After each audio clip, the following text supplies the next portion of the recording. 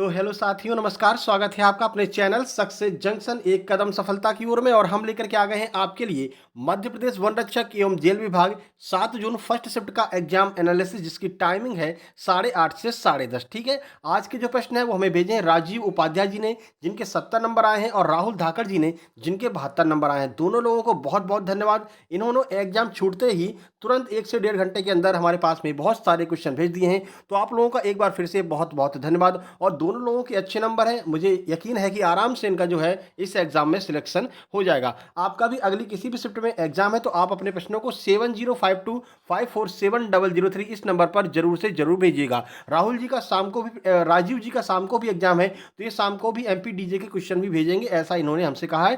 तो एक बार फिर से आप लोगों का धन्यवाद करते हुए प्रश्नों की ओर चलते हैं। सबसे पहले हम साइंस एंड जीके के बारे में बात करेंगे, उसके बाद में आपको मैथ के बारे में बताएंगे, फिर इंग्लिश, फिर हिंदी, सबके बारे में हम आपको जानकारी देने वाले हैं। साथ ही साथ में वीडियो में अंत तक बने रहिए कि लास्ट में आपको ये भी बताने वाले हैं कि आज के टॉप 5 स्कोरर क्या रहे हैं। ठीक है। तो चलिए शुरुआत करते हैं। वीडियो को लाइक नहीं किया तो एक बार फिर से वीडियो को लाइक जरूर कर दीजिएगा। चलिए आज के पहला क्वेश्चन देखते हैं। बचपन बचाओ आंदोलन किस सन में शुरू हुआ था? टाइमिंग पूछ लिया था आपसे, किस सन में शुरू हुआ था? सही आंसर है 1980 में बचपन बचाओ आंदोलन की शुरुआत हुई थी। किसने किया था आइए देख लेते हैं। तो वर्ष 1980 में बचपन बचाओ आंदोलन की शुरुआत कैलाश सत्यार्थी ने की थी, जो अब तक 80,000 से अधिक मासूमों के जीवन को तबाह होने से बचा चुके हैं। बाल मजदूरी कुप्रथा भारत में सैकड़ों साल से चली आ रही है। कैलाश सत्यार्थी ने इन बच्चों को इस अभिशाप से मुक्ति दिलाना ही अपनी जिंदगी का मकसद बना लिया था। तो कैलाश सत्यार्थी के द्वारा 1980 में इसकी शुरुआत की गई थी। इसके लिए इन्हें शांति का नोबेल पुरस्कार भी मिल चुका है मलाला यूसुफजई के साथ में। ठीक है। चलिए आगे बढ़ते हैं। अगला प्रश्न, तरल अवस्था में रहने वाली धातु कौन सी है? सही आंसर है पारा। पारा एक ऐसी धातु है जो तरल अवस्था में भी रह सकती है। ठीक है। तो देखिए, पारा एकमात्र ऐसी धातु है जो कमरे के तापमान पर तरल अवस्था में मौजूद रहती है। पारा के लिए रासायनिक प्रतीक याद रखिए Hg, क्योंकि आजकल रासायनिक प्रतीक भी बहुत ज़्यादा पूछे जा रहे हैं। तो पारा का जो रासायनिक प्रतीक है वो आपका Hg है, और परमाणु संख्या इसकी 80 है। ये भी आपको याद रखना है। ठीक है। आगे बढ़ते हैं, अगले प्रश्न की ओर चलते हैं। अगला प्रश्न है, FIH का नया अध्यक्ष किसे नियुक्त किया गया है? आपको पता है जो भारत के थे उन्होंने यहाँ पर अपना इस्तीफा सौंप दिया है। उसके बाद में तैयब इकराम को FIH का नया अध्यक्ष नियुक्त किया गया है। कुछ जानकारी देखिए। तो एशियाई हॉकी महासंघ के CEO मकाऊ के मोहम्मद तैयब इकराम को अंतर्राष्ट्रीय हॉकी महासंघ यानी कि FIH का नया अध्यक्ष चुना गया है, जो भारत के नरेंद्र बत्रा की जगह लेंगे। अभी तक नरेंद्र बत्रा जो है FIH के अध्यक्ष थे, पर इन्होंने इस्तीफा सौंप दिया। इनके बाद में जो है मोहम्मद तैयब इकराम को FIH का नया अध्यक्ष बनाया गया है। ये आपको याद रखना है। ठीक है। आगे बढ़ते हैं। अगला प्रश्न देखिए, मनसबदारी प्रथा की शुरुआत किसने की थी? सही आंसर आपका अकबर हो जाएगा। अकबर ने मनसबदारी प्रथा की शुरुआत की थी। देखिए कुछ जानकारी। तो देखिए, अकबर द्वारा शुरू की गई मनसबदारी प्रणाली एक ऐसी प्रशासनिक इकाई थी जो मुगल प्रशासन में सेवारत एक विशेष व्यक्ति को दी जाती थी। प्रत्येक नागरिक और सैन्य अधिकारी को एक मनसब दिया जाता था जो उनके वेतन और भत्ते का निर्धारण करता था। तो वेतन और भत्ते के निर्धारण के लिए अकबर के द्वारा मनसबदारी प्रथा का जो है प्रारंभ किया गया था, शुरुआत इसकी की गई थी। ठीक है। अगला प्रश्न देखिए, 73वां संविधान संशोधन कब किया गया, यह आपसे पूछा जा रहा है। तो 1992 में 73वां संविधान संशोधन किया गया, जो कि 1993 से लागू हो गया था। चलिए पूरी जानकारी देखिए। तो संसद में संवैधानिक संशोधन विधेयक पारित करवाने के लिए अनेक प्रयासों के बाद में संविधान का 73वां संविधान संशोधन अधिनियम 1992 अंतिम रूप से पारित हुआ तथा 24 अप्रैल 1993 से फाइनली ये लागू हो गया था। अगर आपसे लागू होने की डेट पूछी जाएगी तो आप 24 अप्रैल 1993 बताएंगे। अगर आप ये पूछेंगे, अगर ये पूछा जाएगा कि कब इसको भेजा गया, तो आपको 1992 बताना है। ठीक है। चलिए आगे बढ़ते हैं। अगला प्रश्न देखिए, इनमें से कौन सा अवार्ड सिनेमा से संबंधित है? और सिनेमा से संबंधित अवार्ड में एक यहाँ पर ऑप्शन में दादा साहब फाल्के अवार्ड दिया गया था। तो दादा साहब फाल्के जो अवार्ड है वो सिनेमा या फिर फिल्म से संबंधित है। चलिए इस प्रश्न के बारे में पूरी जानकारी आपको देते हैं। देखिए, तो दादा साहब फाल्के पुरस्कार भारत सरकार की ओर से दिया जाने वाला एक वार्षिक पुरस्कार है, जो किसी व्यक्ति विशेष को भारतीय सिनेमा में उनके आजीवन योगदान के लिए दिया जाता है। इस पुरस्कार का प्रारंभ दादा साहब फाल्के की जन्म शताब्दी यानी कि वर्ष 1969 से इसकी शुरुआत की गई थी। ठीक है। चलिए आगे बढ़ते हैं और अगले प्रश्न की ओर चलते हैं। अगला प्रश्न है, चिकन पॉक्स किस वायरस से होता है? सही आंसर हो जाएगा आपका वेरिसेला जोस्टर वायरस से चिकन पॉक्स की बीमारी होती है। देखिए कुछ जानकारी, तो इसे छोटी माता भी कहते हैं, अंग्रेजी में इसे चिकन पॉक्स कहते हैं। वेरिसेला जोस्टर वायरस से फैलने वाली एक संक्रामक बीमारी है। यह बहुत ही संक्रामक होती है और संक्रमित निःसृत पदार्थों को सांस के साथ में अंदर ले जाने से फैलती है। ठीक है, अगर किसी को आपको देखें, किसी को अगर वेरिसेला जोस्टर वायरस की वजह से छोटी माता या फिर चिकन पॉक्स हो गया है और अगर आप उसके पास में बैठते हैं तो सांस के द्वारा ये वायरस आपके अंदर भी प्रवेश कर जाता है। ठीक है, तो वायरस का नाम याद रखना, छोटी माता वेरिसेला जोस्टर वायरस की वजह से होता है, इसे चिकन पॉक्स कहते हैं। अगला देखिए, मध्य प्रदेश का वर्तमान जनजातीय मंत्री कौन है, यानी कि मंत्रिमंडल से प्रश्न पूछे जाने लगे हैं। एक बार सर्च कर लेना एमपी मंत्रिमंडल बाय सक्सेस जंक्शन, तो वीडियो आपको देखने को मिल जाएगी। पटवारी के टाइम पे हमने बनाई थी, तब से अभी तक कोई भी उसमें अपडेट नहीं हुआ है, यानी कोई भी मंत्रिमंडल में चेंजमेंट नहीं हुआ है। वही वीडियो देख लेंगे तो आपका काम चल जाएगा। ठीक है, तो सुश्री मीना सिंह मांडवे जो है वो वर्तमान में मध्य प्रदेश की जनजातीय मंत्री हैं। ठीक है, तो सुश्री मीना सिंह मांडवे माननीय जनजातीय कार्य विभाग मध्य प्रदेश सरकार जो है इसकी मंत्रालय की मंत्री हैं। आगे बढ़ते हैं और अगला प्रश्न देखते हैं।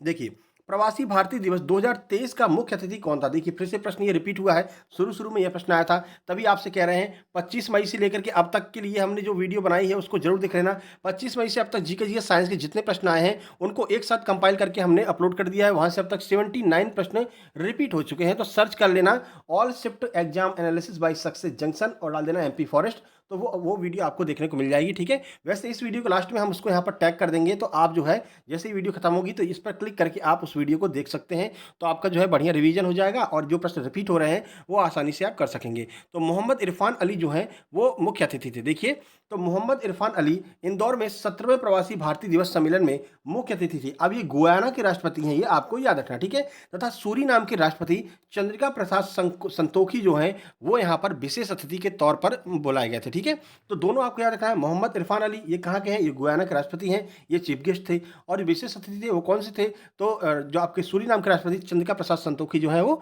विशेष अतिथि के रूप में बुलाए गए थे। ठीक है, आगे बढ़ते हैं। साइमन कमीशन भारत कब आया था? अब देखिए, आज आपसे पूछा साइमन कमीशन कब आया था, इससे पहले वाले शिफ्ट में पूछा था कि मतलब कल या परसों पूछा था कि साइमन कमीशन की स्थापना कब हुई थी। तो आने की बात अगर करें तो 3 फरवरी 1928 को साइमन कमीशन भारत आया था। अगर स्थापना की बात करें तो 1927 में इसकी स्थापना हुई थी और भारतीय लोगों ने पहले से ही विचार कर लिया था कि इसका विरोध करना है। तो देखिए 1927 में मद्रास में कांग्रेस का अधिवेशन हुआ जिसमें सर्वसम्मति से साइमन कमीशन के बहिष्कार का फैसला लिया गया, जिसमें गांधी, नेहरू सभी ने इसका विरोध करने का निर्णय लिया। मुस्लिम लीग ने भी साइमन कमीशन के बहिष्कार किया। 3 फरवरी 1928 को साइमन कमीशन जो है वो भारत आया था, डेट याद रखना, और सभी के द्वारा इसका जो है बहिष्कार किया गया था। ठीक है, आगे बढ़ते हैं। अगला प्रश्न देखिए, एमपी करंट अफेयर का प्रश्न है, हॉट एयर बैलून किस नेशनल पार्क में शुरू किया गया? हॉट एयर बैलून सुविधा जो है किस नेशनल पार्क में शुरू की गई? सही आंसर है बांधवगढ़ नेशनल पार्क में। ठीक है, तो देखिए, यह किसी भी बाघ अभ्यारण्य में भारत की पहली hot air balloon wild life safari है। ठीक है, इसे हाल ही में मध्य प्रदेश के प्रसिद्ध बांधवगढ़ टाइगर रिजर्व में लॉन्च किया गया है। इसे मध्य प्रदेश के वन मंत्री विजय शाह ने लॉन्च किया, याद रखना किसने लॉन्च किया? तो मध्य प्रदेश के वन मंत्री विजय शाह के द्वारा लॉन्च किया गया है।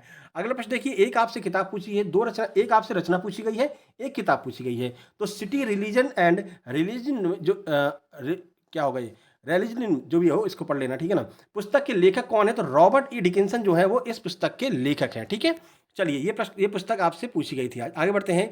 मौत से ठनी कविता का लेखक कौन है? तो सही आंसर अटल बिहारी वाजपेयी जो है वो इस कविता के लेखक हैं। अब अटल बिहारी वाजपेयी की एक और कविता है मेरी 51 कविताएं। ये दोनों प्रश्न बार बार पूछे जाते हैं। ठीक है, तो ये आपके लिए महत्वपूर्ण है। देखिए, तो अटल बिहारी वाजपेयी भारत के पूर्व प्रधानमंत्री, एक बार नहीं 3 बार उन्हें इस राष्ट्र के प्रधानमंत्री होने का गौरव प्राप्त हुआ था। लेकिन वो सिर्फ नेता ही नहीं थे बल्कि उन बिरले नेताओं में से थे जिनका महज साहित्य में झुकाव नहीं था, वो खुद में भी लिखते थे। तो अटल बिहारी वाजपेयी जी के द्वारा काफ़ी सारी कविताएं वगैरह लिखी गई हैं। दोनों कविताएं आप जरूर याद रखना, एक तो मौत से ठनी और एक मेरी 51 कविताएं, और एक मैं जी भर जिया मैं जी भर जीऊँ। ये सारी कविताएं जो है वो अटल बिहारी वाजपेयी जी के द्वारा लिखी गई।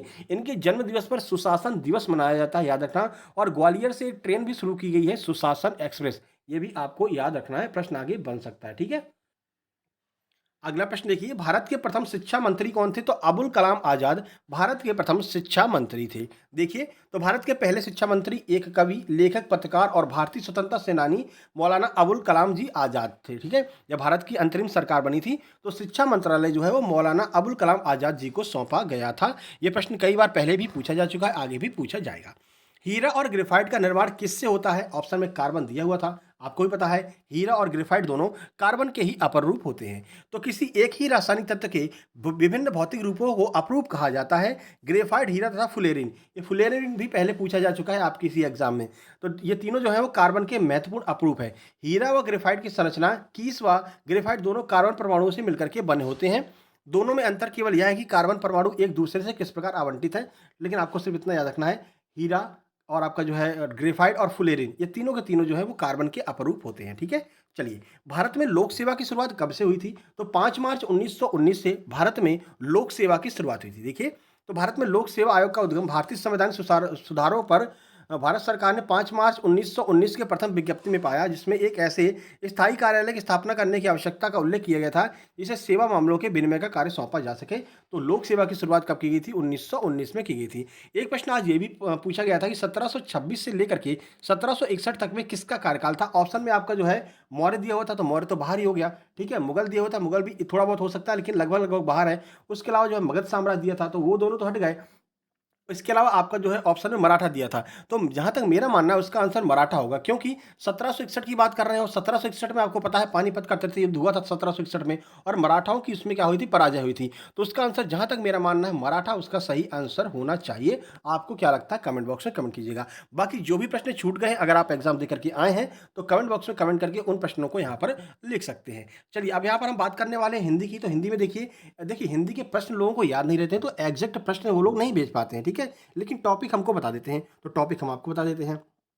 एंटोनिम सिनोनिम्स के आज प्रश्न मिल गए हैं, तो एंटोनिम सिनोनिम्स के प्रश्न हम आपको करा देंगे। देखिए, एक प्रश्न आपका कारक से पूछा गया था, विलोम से 2 प्रश्न पूछे गए थे और दोनों के दोनों हरियाणवी शब्द दिए हुए थे। ठीक है ना, हरियाणवी शब्द थे कुछ, उनका विलोम पूछा गया था। उसके बाद आसन्न भूतकाल से प्रश्न पूछा गया था। 2 प्रश्न आपके वर्तनी से थे। शुद्ध अशुद्ध से आज बहुत प्रश्न पूछे गए हैं। 2 प्रश्न पर्यायवाची का था। ठीक है, कारक हमने बता दिया है। 2 प्रश्न आपके मुहावरे से, 1 प्रश्न लोकोक्ति से पूछा गया था, 1 प्रश्न आपका छंद से भी आया था, और अलंकार से, तत्सम तद्भव से 1 प्रश्न, और शब्द युग्म से 2 से 3 प्रश्न पूछे गए हैं। जो समश्रुति भिन्नार्थक जो शब्द होते हैं वहां से 2 से 3 प्रश्न पूछे गए हैं। तो ये आपकी हिंदी की सारी बातें हो गई। ठीक है, हिंदी आपकी ठीक ठाक आ रही है। आप आराम से हिंदी में 20 में से आराम से आप 15 से 16 नंबर आराम से ले आ सकते हैं, थोड़ा बहुत भी पढ़े हैं। ठीक है, चलिए बात अगर हम इंग्लिश की करें तो 2 आपके एंटोनिम पूछे गए थे, 3 सिनोनिम्स पूछे गए थे। सिनोनिम्स में क्या था? तो मैलिड का सिनोनिम पूछा था, रीअप्रोच का सिनोनिम पूछा था, और सिनिस्टर, इन तीनों का आपसे सिनोनिम्स पूछा गया था। इसको आप गूगल पे सर्च करके देख सकते हैं। ठीक है, चलिए आगे बढ़ते। एक्टिव पैसिव से 2 प्रश्न पूछे गए थे। इसके अलावा नरेशन से 3 से 4 प्रश्न, पीक्यूआरएस से 3 से 4 प्रश्न पूछे गए थे। एक प्रश्न आपका फिल इन द ब्लैंक्स था, 2 एरर के थे, और 2 ईडीएम से प्रश्न पूछे गए थे। ठीक है, इसके बाद अब आपको बता दें एक्टिव पैसिव के ऊपर ऑलरेडी हम वीडियो बना चुके हैं। सर्च करना active passive by Success Junction, तो वो वीडियो आपको मिल जाएगी। नरेशन बाय सक्सेस जंक्शन, तो वीडियो मिल जाएगी। पीक्यूआरएस बाय सक्सेस जंक्शन, ये तीनों वीडियो आपको ट्रिक वाली मिल जाएंगी। और पीक्यूआरएस वाली वीडियो पे लगभग 72,000 व्यूज जा चुके हैं।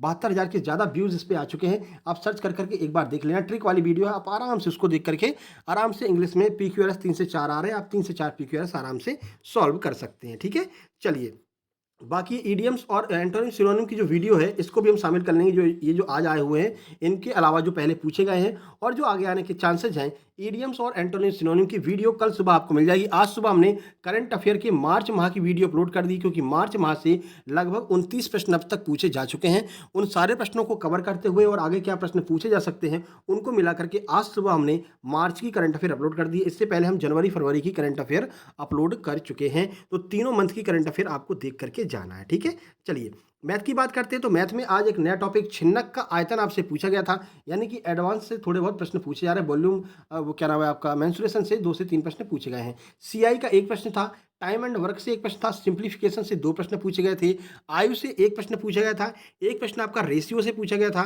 ठीक है, कोण का 1 प्रश्न था, नाव और धारा से 1 प्रश्न था, प्रॉफिट लॉस 2 और परसेंटेज 2। देखिए प्रॉफिट लॉस, रेशियो और परसेंटेज मिला करके 7 से 8 प्रश्न आपके पूछे गए इन तीनों टॉपिक से। तो ये तीनों टॉपिक आपको अच्छे से करके जाना है। ठीक है, चलिए अब यहाँ पर टॉप स्कोर की बात कर लेते हैं। टॉप 5 स्कोर आज क्या क्या देखने को मिला है। तो 72 नंबर हमने आपको ऊपर ही बताया है। इसके अलावा एक 70 नंबर और देखने को मिला है। उसके अलावा 69, 68, 63 और 59 ये नंबर आज हमको यहाँ पर देखने को मिले हैं। ये आज का जो है टॉप 5 स्कोर रहा है। ठीक है, चलिए वीडियो पसंद आ गई हो मेरे भाई, वीडियो को लाइक कर दीजिए, चैनल को शेयर कर दीजिए सबके पास में, कि सबसे ऑथेंटिक जो आपका एग्जाम एनालिसिस होता है सबसे पहले सबसे ज़्यादा प्रश्न आपके अपने चैनल सक्सेस जंक्शन पर ही देखने को मिलते हैं। बाकी ये हमारा टेलीग्राम चैनल है, इसको आपको ज्वाइन कर लेना है। यहाँ पर आपको 24 घंटे बाद इसकी PDF मिल जाएगी। इसके अलावा ये हमारा दूसरा टेलीग्राम चैनल है सक्सेस जंक्शन लाइव।